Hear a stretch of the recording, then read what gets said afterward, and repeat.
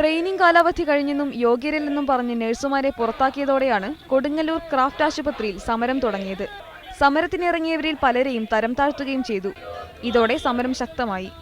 3 മാസത്തോളമായി നടക്കുന്ന സമരത്തിനിടെ നിരവധി തവണ ചർച്ചകൾ നടന്നു. MLA മുതൽ തൊഴിൽ മന്ത്രി വരെയുള്ളവർ മധ്യസ്ഥത വഹിച്ച ചർച്ചകളെല്ലാം പക്ഷേ തീരുമാനമാകാതെ പിരിഞ്ഞു. ഈ സാഹചര്യത്തിലാണ് ഈ മാസം 12-ന് തൃശൂർ ജില്ലയിലെ നഴ്സുമാർ പണിമുടക്കുന്നത്. കൊടുങ്ങല്ലൂർ ക്രാഫ്റ്റ് ആശുപത്രിയിൽ നഴ്സിംഗ് സമരം തുടങ്ങിയിട്ട് 100-ാം ദിനമാകുന്ന ഫെബ്രുവരി 12-ന് തൃശൂർ ജില്ലയിലെ മുഴുവൻ നഴ്സുമാരും പണിമുടക്കുകയാണ്. കേരളത്തിലെ ട്രെയിനിങ് സമ്പ്രദായം അവസാനിപ്പിക്കുക, നഴ്സുമാരുള്ള സർക്കാർ അവഗണനയിൽ പ്രതിഷേധിച്ചുമാണ് ഫെബ്രുവരി 12-ന് ജില്ലാ സമരം പ്രഖ്യാപിച്ചിട്ടുള്ളത്.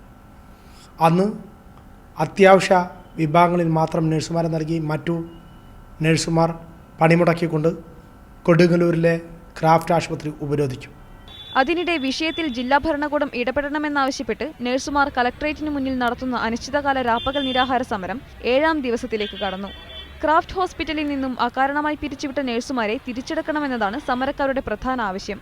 എന്നാൽ നഴ്സുമാരെ തിരിച്ചെടുക്കില്ലെന്നാണ് ആശുപത്രിയുടെ നിലപാട്. വിഷയത്തിൽ നടപടിയുണ്ടാവുന്നില്ലെങ്കിൽ സമരം വ്യാപിപ്പിക്കുവാനാണ് യുണൈറ്റഡ് നഴ്സസ് അസോസിയേഷന്റെ തീരുമാനം. മീഡിയ 1 തൃശൂർ.